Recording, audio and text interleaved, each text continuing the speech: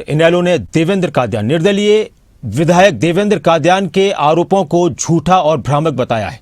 देवेंद्र कादियान ने इनेलो को लेकर बयान दिया था कि इनेलो से मशवरा कर सलाह कर सतीश नांदल को चुनाव के मैदान में उतारा गया। इस पर इनेलो विधायक आदित्य देवीलाल ने बयान दिया है कि ये आरोप, ये बयान झूठा है, भ्रामक है।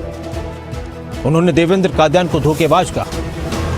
इनेलो विधायक आदित्य देवीलाल का बयान, देवेंद्र कादियान सार्वजनिक रूप से माफी मांगे, माफी नहीं मांगने पर मानहानि का केस किया जाएगा। हार की बौखलाहट साफ दिखाई दे रही है। आदित्य देवीलाल ने कहा कि हार की बौखलाहट साफ दिखाई दे रही है देवेंद्र कादियान को लेकर। निर्दलीय विधायक देवेंद्र कादियान ने इनेलो पर गंभीर आरोप लगाए थे। इनेलो ने सतीश नांदल को समर्थन देने का आश्वासन दिया था, यह बयान था देवेंद्र कादियान का। और उन्होंने ये भी कहा था कि सतीश नांदल का पर्चा भरवाने इनेलो के विधायक भी गए थे नामांकन कराने के लिए। इन आरोपों को इनेलो की तरफ से निराधार बताया गया है, भ्रामक बताया गया है और झूठा बताया गया है। और देवेंद्र कादियान से माफी मांगने की मांग इनेलो की तरफ से की जा रही है और कहा जा रहा है कि अगर देवेंद्र कादियान ने माफी नहीं मांगी तो फिर मानहानि का केस किया जाएगा।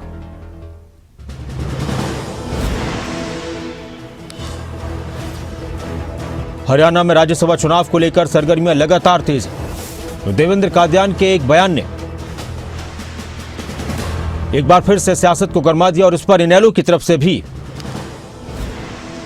लगातार प्रतिक्रियाएं सामने आई हैं और इनेलो ने माफी मांगने की बात कही कि देवेंद्र कादियान अपने बयान पर माफी मांगे। और इस वक्त हमारे साथ इनेलो के विधायक आदित्य देवीलाल जी जुड़ चुके हैं। नमस्कार आदित्य देवीलाल जी, स्वागत है खबर अभी तक का। नमस्कार जी। आदित्य जी, बयान आपने सुना होगा देवेंद्र कादियान का। उन्होंने आरोप लगाया कि इनेलो के विधायक भी हमारे साथ पर्चा भरवाने के लिए गए थे सतीश नांदल का। आपने कहा कि ये सारे के सारे आरोप बेबुनियाद हैं, भ्रामक हैं, झूठे हैं। तो इस तरह का दावा क्यों कर रहे हैं देवेंद्र कादियान? तो मैं आपको एक बताना चाहूंगा कि ये जो चुनाव हुआ है जी, हरियाणा के इतिहास में पहला ऐसा चुनाव जिसमें इतने बड़े पैमाने पे खरीद फरोख्त हुई है जी। और पूरा हरियाणा महसूस कर रहा है कि जो उनके चुनाव जिनको उन्होंने वोट डाल दिए उनके एमएलए बिक गए। भारतीय जनता पार्टी धनबल की ताकत पे आम जन को कुचलने का काम कर रही है, आम जन की आवाज को कुचलने का काम कर रही है। और ये जिसने ये आरोप लगाए हैं जी, इनसे ये पूछो कि तुम वहां खुद इनके प्रपोजर थे और जो पब्लिक डोमेन में कोई फार्म भरता है, मैंने एमएलए का फार्म भरा जी, मेरा फार्म पब्लिक डोमेन में पड़ा है, कोई भी उसको एक्सेस करके जी, और पब्लिक डोमेन में देख सकता है कि आदित्य की प्रॉपर्टी क्या है, आदित्य के क्वालिफिकेशन क्या है, सारी चीजें वहाँ उस पे पब्लिक डोमेन में होती है जी।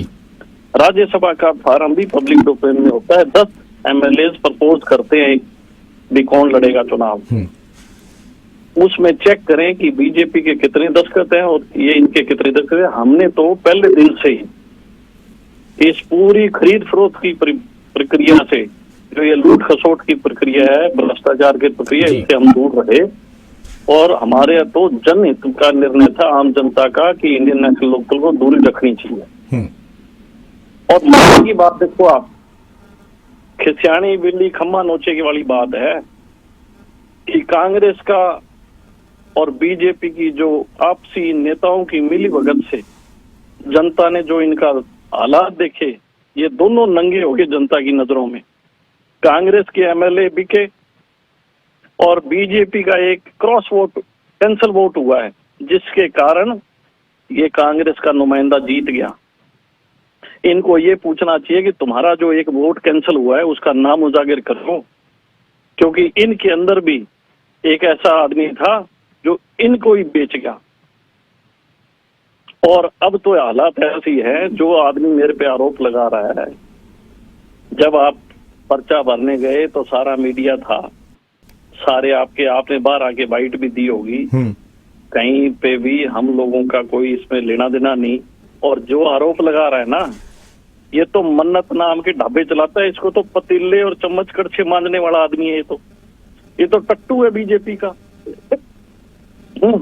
लेकिन ये कह रहे हैं कि लोकतंत्र में निर्दलीय उम्मीदवार का खड़ा होना ये तो लोकतंत्र की खूबसूरती है, और वो ये भी कह रहे हैं कि इनेलो ने आश्वासन भी दिया था कि हम मदद करेंगे सतीश नांदल की। एक सवाल साथ में ये भी है कि आपने कहा कि प्रलोभन दिए गए, दबाव बनाया गया, तो क्या आप लोगों को भी कोई प्रलोभन या दबाव आपके ऊपर भी था वोट के लिए?